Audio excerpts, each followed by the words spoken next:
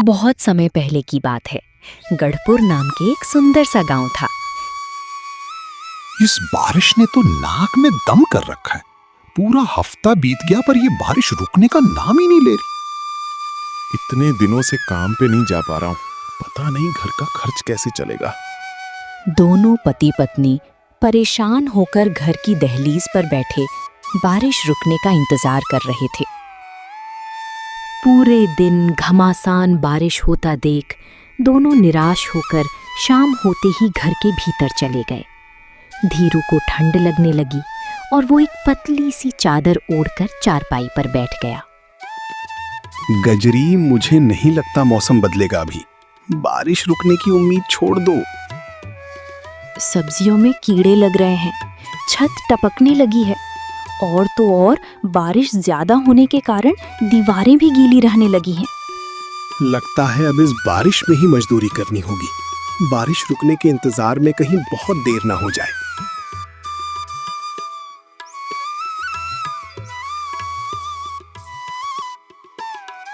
अगली सुबह धीरू बारिश में ही मजदूरी करने ठाकुर दुर्जन प्रताप के यहाँ चला जाता है। क्या हुआ धीरू, इतनी बारिश में सुबह सुबह मेरे घर क्यों आए हो? ठाकुर साहब, मुझे पता चला है कि आपको मजदूरों की जरूरत है। मुझे काम पर रख लीजिए, मैं खूब मेहनत करूंगा। तुझसे तो पूरा गांव नाराज रहता है। लोग तरह तरह की बातें करते हैं। मैं भला तुझे काम पे क्यों रखूं? ऐसा न कहिए। ये तो मुझे भी पता नहीं कि लोग मुझसे इतनी नफरत क्यों करते हैं। अच्छा ठीक है, मैं काम पे रख लूंगा तुझे, पर बारिश का बहाना करके छुट्टी मत करना। काम नहीं रुकना चाहिए। जी मालिक, जैसा आप कहो। आज से ही काम पर लग जा। मैं अपने लोगों को कह दूंगा कि तू गोदाम आ रहा है। इसके बाद धीरू गोदाम जाने के लिए निकल पड़ता है। रास्ते में तेज बारिश, तूफान, सर्द हवाएं, इन सब का ऐसा कहर बरस रहा था कि दूर दूर तक एक भी व्यक्ति दिखाई नहीं दे रहा था। इतनी कठिनाइयां होने के बाद भी धीरू हिम्मत करके गोदाम पहुंचता है। ये मनहूस यहाँ क्यों आया है? धीरू के गोदाम पहुंचते ही लोग उसे देखकर ताने कसने लगते हैं, जिसे धीरू सुन लेता है और पूछता है, भाई ऐसा क्यों बोल रहे हो? आखिर मैंने तुम्हारा क्या बिगाड़ा है? सही तो कह रहा है ये तुझे। तू मनहूस ही तो है, इसीलिए तेरा कोई रिश्तेदार नहीं, कोई सगा संबंधी नहीं। ये सुनते ही धीरू के चेहरे से हंसी गायब हो जाती है।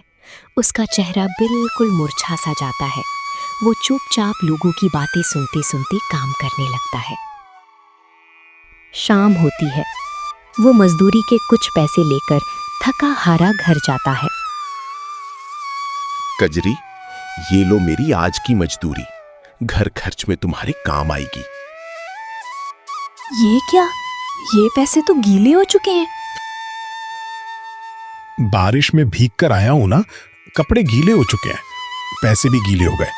इन्हें दूसरे कमरे में सूखने रख दो, सुबह तक सूख जाएंगे। इतना बोलकर कजरी पैसे लेकर दूसरे कमरे में रखने चली जाती है। कुछ देर बाद वो पैसे रखकर धीरू के पास वापस आती है। तब धीरू, कजरी, मुझे पता है लोग मेरी तरह तुम्हें भी ताने देते होंगे। ताने किस बात के जी?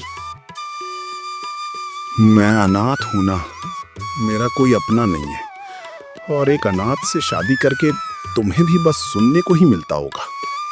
अच्छा, अब आप ज्यादा सोचकर अपनी सेहत मत खराब कीजिए। सो जाइए, कल काम पर भी तो जाना है। धीरू उस रात बहुत उदास था।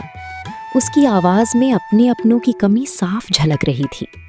कजरी ने बड़ी समझदारी से उसे समझाया और दोनों एक साथ कुछ पल बातें करके सो गए। फिर अगली सुबह बारिश और भी ज्यादा तेज होने लगी। हे भगवान, ये क्या हो गया? अचानक दूसरे कमरे से कजरी के चिल्लाने की आवाज आई, जिसे सुनकर धीरू घबराते हुए उस कमरे में गया। क्या हुआ भाग्यवान, इतनी जोर से क्यों चिल्लाया तुमने? सब ठीक तो है ना? मैंने कितनी मेहनत करके ये पैसे कमाए थे, सारी मेहनत पे पानी फिर गया। धीरू और कजरी अपनी किस्मत को कोसने लगे, रोने लगे। थोड़ी देर बाद धीरू हिम्मत जुटा के फिर से बारिश में भीगते भीगते काम करने गया।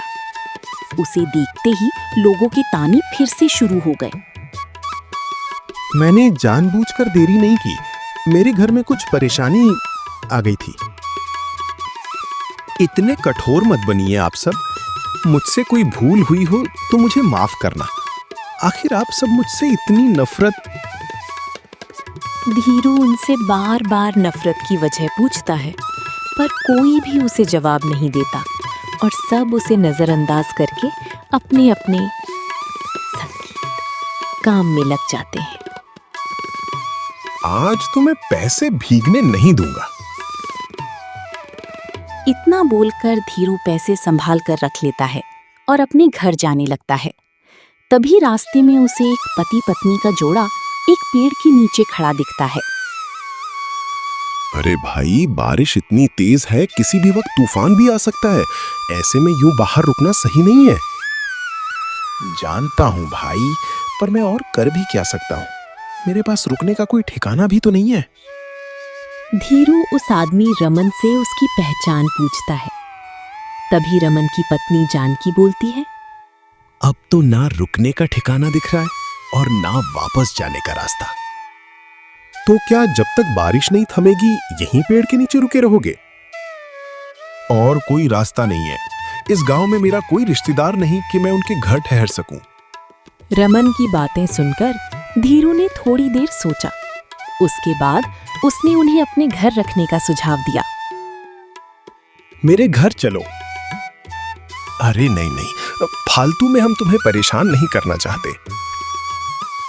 इतना बोलकर धीरू दोनों पति पत्नी को अपने साथ अपने घर लेकर चला जाता है। दो अनजान लोगों की देखकर कजरी थोड़ी चिंतित हो जाती है।